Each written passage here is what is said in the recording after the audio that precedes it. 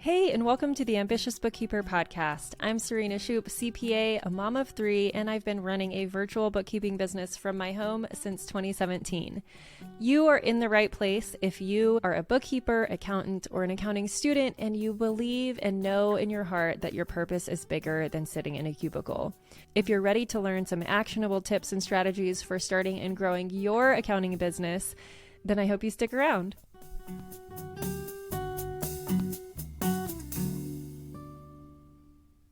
Welcome back to the Ambitious Bookkeeper Podcast. Today I have a guest, Kara Perez, on with me. She's an author and she is just releasing or has released a book on money.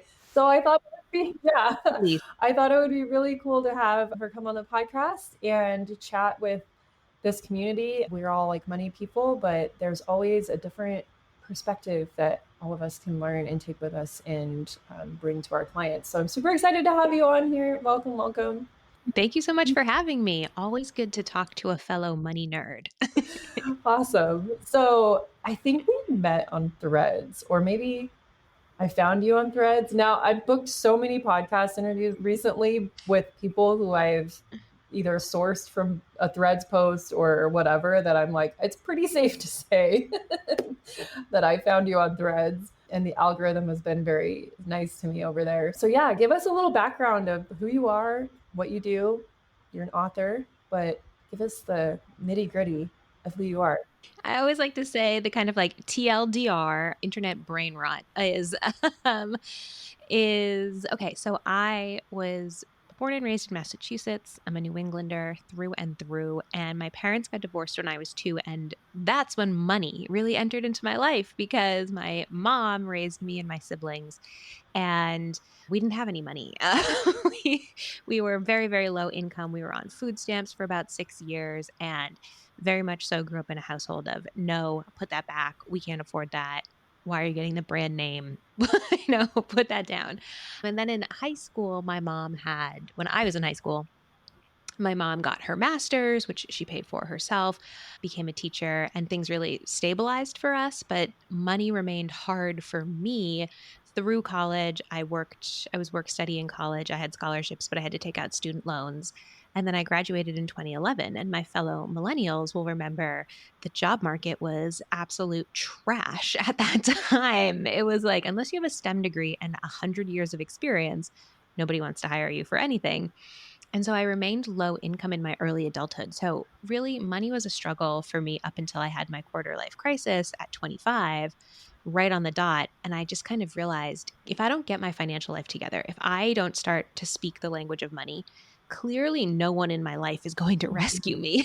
Like my mom doesn't understand this. My dad doesn't understand this. Like I have to be the one to kind of white knight myself. So I always thought of it.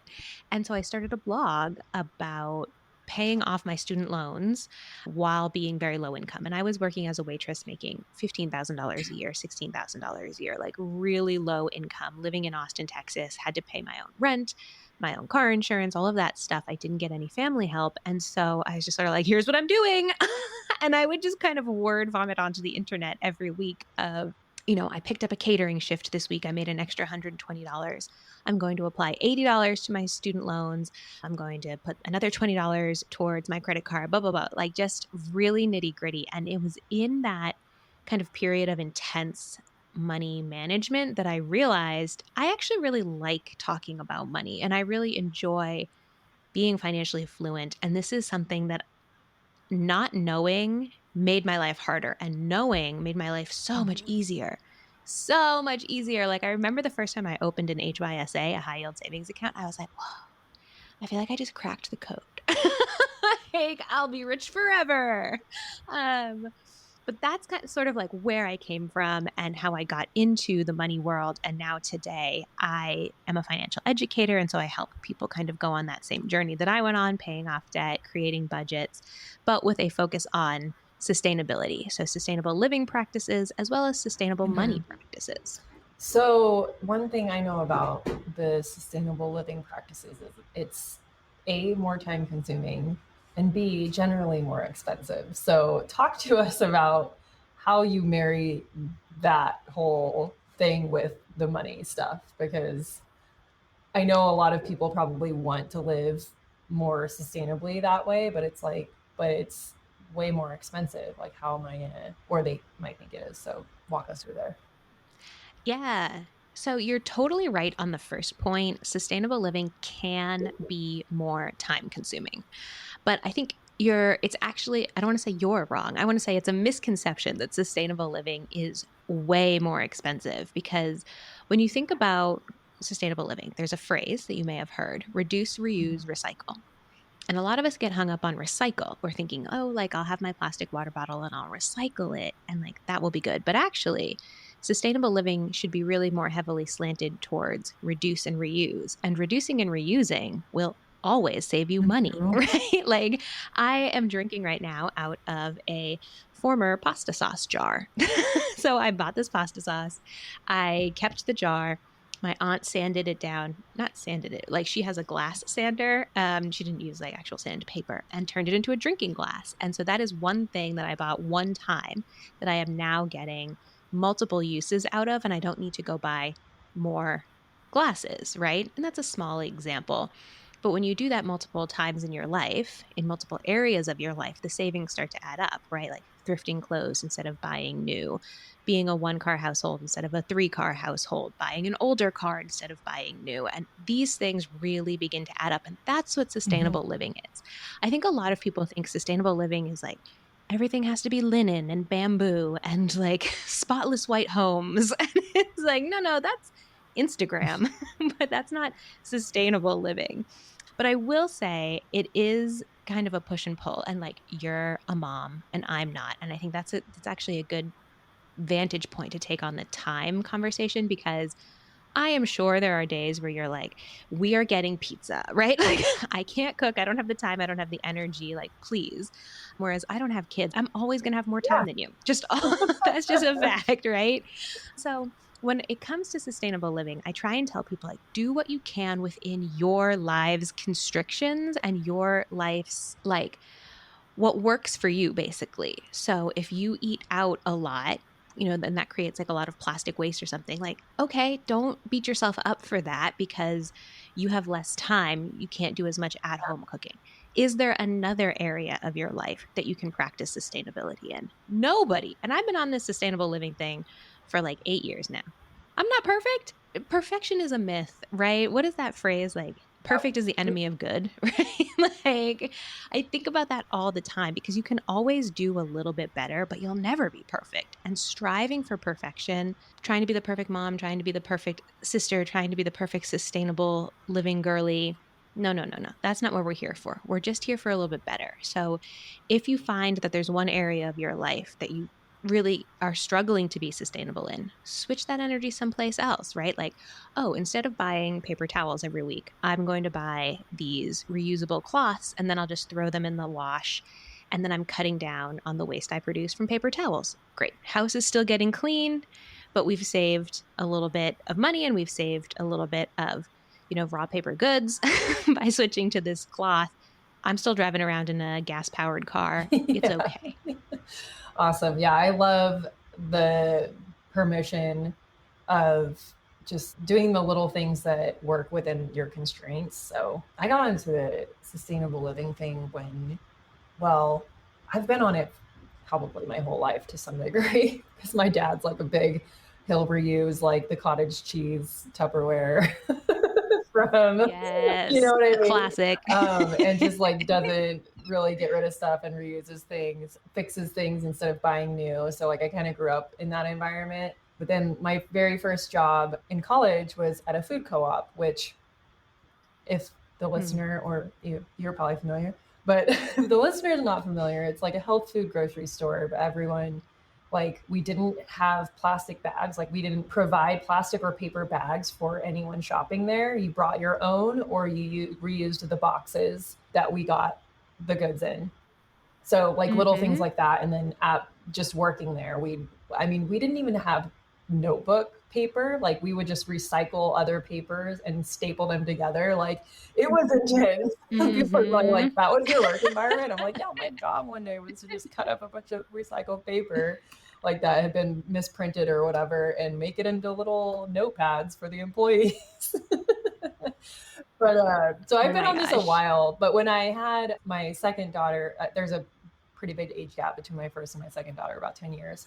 When I had my second one, at that point, I was a stay-at-home mom, so I had more time to explore this stuff. And I realized when she was a newborn, like maybe like a month or two in, I was like, the diaper situation.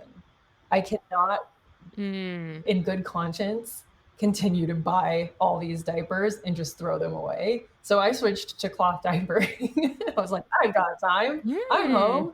That was probably like the most intense thing I've done as far as sustainability. Yeah.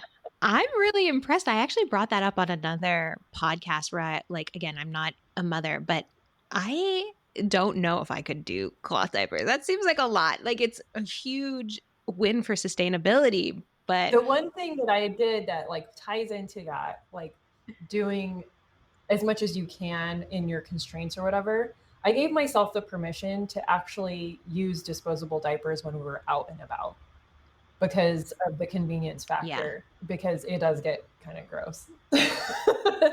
Cloth diapering. I was Yeah. like, I if think I'm that's in a public, if great, I'm gonna like be at the zoo all day, I'm not gonna be doing the cloth diapers. So like that is where I did yeah. give myself permission. But even just only using disposable during those times saved so much waste because I was home so hmm much. I'm like, if I'm at home anyways, like, and Right. I'm doing laundry multiple times a day anyway with little babies, because then I had two back to back. It Yeah. was just like, may as well. I'm here anyways. Yeah, I love that. I think that's a great example of looking at the circumstances you're in and saying, what can I do here and now? As opposed to trying to like emulate somebody that you saw on social media and what works for Yeah. their life. And yeah, and the amount, I never really did the calculations, but we probably saved thousands of dollars in diapers. Yeah, I bet. The Diapers are cloth diapers are expensive. also very expensive, and that was intimidating to begin with too, because I was like, okay, I'm going to invest a couple $100 into things that are just going to get pooped on. Oh my gosh. But in the end goal, because I also like when I did buy diapers, I bought certain brands that were like no dye, better for the environment all hmm around, so they were more expensive as well. And so that's where the more expensive thing ties in my brain. I'm like, okay, initially your investment is usually higher, or if you're opting for the products that are less of a carbon footprint or whatever, those tend to be more expensive. And so it's a hard thing for people to swallow, I think. Yeah, I do think that when it comes to buying sustainable things or things that are fairly made or ethically made, like, yes, they do tend to be more expensive, but like sustainable lifestyle practices, walking instead of driving, biking instead of driving, a lot of those are big money savers. So I guess it's sort of like sustainable habits are money savers and more sustainable products tend to be more expensive. But ideally, something you can reuse again Yeah. and again and again, and you can get longer life out Yeah. of. Talk to us about how you ended up writing a book about all of this. I'd love to hear the journey. Always Yeah. very curious. It's so crazy, like getting. So I had two different publishers approach me to write a book, which is very flattering and very wonderful at a time that I wanted to write a book. I think if I had gotten the offer earlier in my career, I don't know if I could have done it. So the timing worked out really well. And yeah, basically they came to me and said, we think you should write a book. We like your voice. And I said, yeah, I also like my voice. Thank you for recognizing. And they said, what do you want to write about? And I said, I don't want to write another Money 101 book. That book has been written a lot. And I said, I really want to write about money and sustainability, because I do think the sustainable living conversation is just growing and growing and growing. Like right now, as we are recording this, Hurricane Helene has just absolutely devastated parts of Florida and Georgia and Western North Carolina. And now Hurricane Milton is on the come up, right? And it's supposed to be the most powerful storm that will ever hit the United States or that has ever hit the United States. And we know for a fact, the science tells us that fossil fuels are making storms stronger and weather patterns more unreliable. And so that means that we are living through heavier rains, heavier snows, stronger droughts. And so I think more and more people are really awakening to, oh my gosh, our systems are really making our lives harder and more expensive, right? If we as a country are going to have to put more money into disaster recovery, that might mean taxes go up, right? Or that might mean parts of the country that people have lived in can no longer be lived in. If you have a house in Florida that gets wrecked by a hurricane every year, good bet you're probably going to move after you rebuild Yeah. twice, right? And so I really wanted to tie the parallel between these kind of big picture climate questions and fears and the individual. Not because, like, if one person gives up meat, it's going to solve the climate crisis. That's not the approach of the book.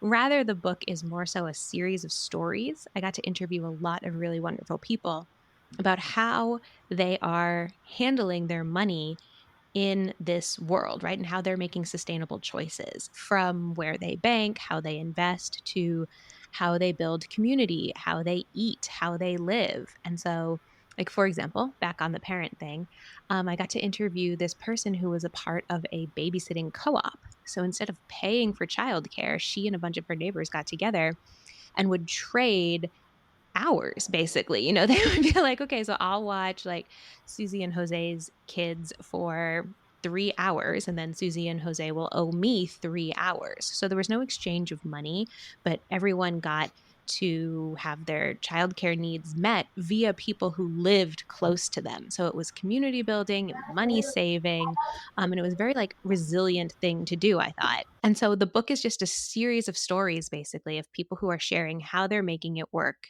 now and how you as the reader can make these kinds of changes in your own life. And so the publisher liked that.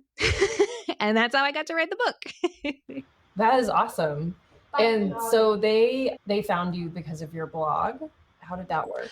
I think they found me because of Instagram. Yeah. And I will say I'm not the biggest. I think I have like 39,000 followers on Instagram. I think I had 37,000 when they reached out. So I want to say you don't have to have a million followers, but I will say social media is such an interesting and powerful tool for getting noticed and getting your message out. Absolutely. That is so cool. Okay, so since our audience are bookkeepers and accountants, like we're not new to the whole money conversation, but I know because I also coach other accountants and bookkeepers that like we all have our own stuff around money. What is something that if someone is trying to work on their own money story and building more financial literacy around personal finance and this type of stuff, what would you suggest? Like, where would you suggest people start? Yeah, I think of this in two kind of sections, I guess. There's sort of the mental and emotional side of money, which I think we all know is so real. And then there's the practical, actionable side of money. So, if you like, I had a bunch of student loan debt and it used to make me feel really bad. I felt embarrassed. I felt depressed. I felt annoyed. Like it really wreaked a lot of havoc on my emotional well being. And I had to take different actions to address that than I did to actually pay off the debt, right? Like, make multiple payments in a month and utilize my student loan lender they decreased my interest by like 0.25% if you signed up for automatic payments, right? Like those kind of tactics were different from I have to do the mental work around feeling better about money. So I would ask people if like, okay, I'm beginning my financial journey. I would say like, how does money make you feel right now? Look at your overall financial picture. How do you feel? You feel good? You feel confused? You feel anxious? Try and identify it in specific language. And then think about what you want your money to enable you to do, because money is a tool. Money doesn't wake up in the morning thinking about you. You might wake up thinking about money, but it doesn't think about you ever. So what do you want your money to do?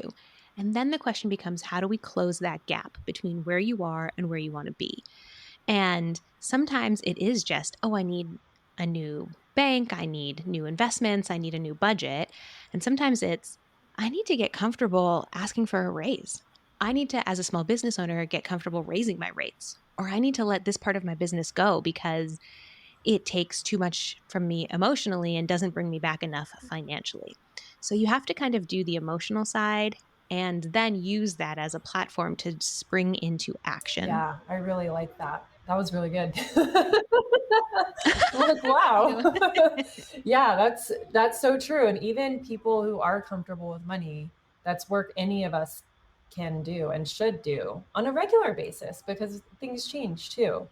Like I consider like where I'm at now versus 5 years ago in my relationship to money, and that exercise would still be valid and a good exercise to do in this season of my life. Things change, you get more comfortable, and then things slip and all that kind of stuff. Yeah, and I would also say to this audience, because like, you know, if you're an accountant, you definitely have a level of financial literacy that the average person doesn't have, but you might be killer at, you know, taxes and not feel very comfortable with budgeting, right? Or how to invest or how to invest according to your values. So, I would also encourage people listening to this, like if you feel confident in one area of your money, but you don't in another, that's okay. That's totally fine. And you can always continue to learn. I always tell my clients, like, think about something you're really good at, you know, whether that be something practical, like I'm an amazing baker, or a little more like I'm a great aunt. If you are good at one thing, that's proof positive you can be good at something else, right? And if you learned how to code, that's proof positive you can learn how to budget. Mhm. You know, like I think a lot of people get in their head around money. And if you're already knowledgeable in one area, you might think, yeah, I know how to do all this other stuff. But like, let's take a second and be like, do I actually know how to do that? And do I feel confident in that? Do I need to take a class, take a workshop, whatever it is? Just know that you can always be expanding and that, you know, your knowledge in one area, it can be that kind of launch pad into being good at another Yeah, area. absolutely. Yeah, it's so interesting that like even financial professionals have a layer of, because I've seen it and I've been there as well, a layer of avoidance around finance stuff. It's just really interesting to think about. Yeah.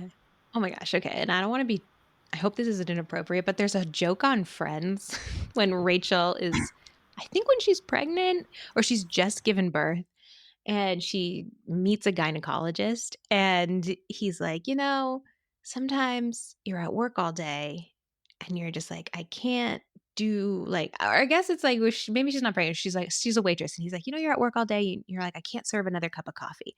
He's like, sometimes I feel that way. Like, or, you know, wink, wink.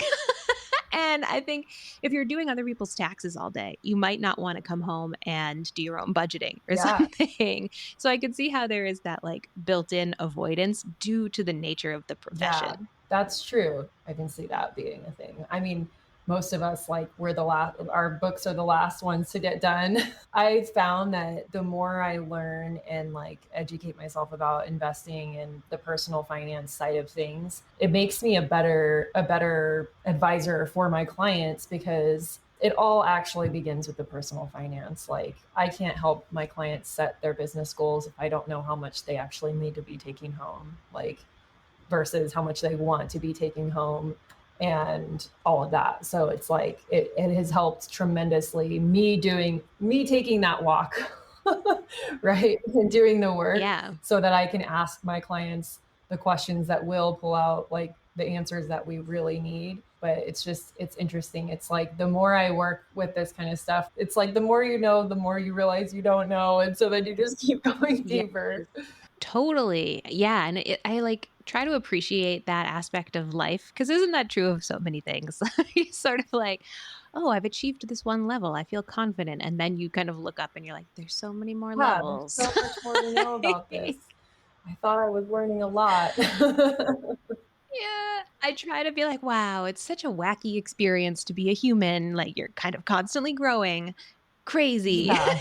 to just sort of like keep myself moving forward. And also taking time to rest. Like, I've just written this book. It's very exciting. And I know that next year I'm going to do less. 2024 was a big year for me. I wrote the book. I made a major move. I've done a ton of other work. And I'm just sort of like, yeah, that was my season of hustle. 2025 will be a season of rest. And it doesn't mean that I'll stop learning or stop growing entirely, but it's not going to be a growth spurt year. It's going to be a little growth year, and that's okay. So what do you, besides the book, how do you work with people? How can someone like find out what you've got going on and all that kind of stuff? Yeah. So best place to like find out about me is my website, bravelygo.co, not .com. That one was too expensive. .co. But I work with people in a bunch of ways. I work with people one-on-one to put together money plans. So budgeting, debt payoff, saving, how much should you be investing? I don't manage people's money. I don't do people's taxes, but financial strategy, that's what I help people with. And I also host a lot of workshops throughout the year. And I have some products, like I have a digital budget workbook and spreadsheets for people to use if they're ready to kind of DIY. And so I have a YouTube channel as well where I like to talk more about sort of the socioeconomics of things and also sort of like pop culture and money. Like I just released a video on Gilmore Girls and money because, that's a show that I love and that is totally insane when it comes to money. So I like to sort of on a lighter side of things talk about money in our media. I think it's very fun. And so those are the ways that I'm kind of talking about money on the internet and helping people. I love it. So we'll link all of that in the show notes. And the best place to connect with you is Instagram. Yes, feel free to slide into my Instagram DMs. So that's @WeBravellyGo. It's kind of a weird handle, but someone has the Bravely Go handle and they won't give it up. And they probably don't even use it, right? Yeah, they're not. That's okay. I'm not holding resentments. It's fine. But yes, We Bravely Go on Instagram and TikTok. Awesome. Cool. Well, thank you so much for spending some time with us over Dean on the Ambitious Bookkeeper podcast. And make sure y'all connect with Kara online. Grab her book. It's called Green Money. We'll also link that in the show notes. If you're watching this on YouTube, you can see it behind her. Little subliminal. Yeah. Take it all in. So yes, thank you so much for having me. This is great. Thank you so much. We'll talk to you soon. Thank you to everyone who helps make this podcast possible. Content and interviews are produced by me, Serena Shu. Our intro and outro music is written and performed by my brother, Ian Gilliam. Editing is also by Ian using his awesome sound engineering skills along with Descript software. Hosting and publishing is by Buzzsprout. And you can check out the show notes for links to all of these amazing resources and resources mentioned in the episode. Be ambitious.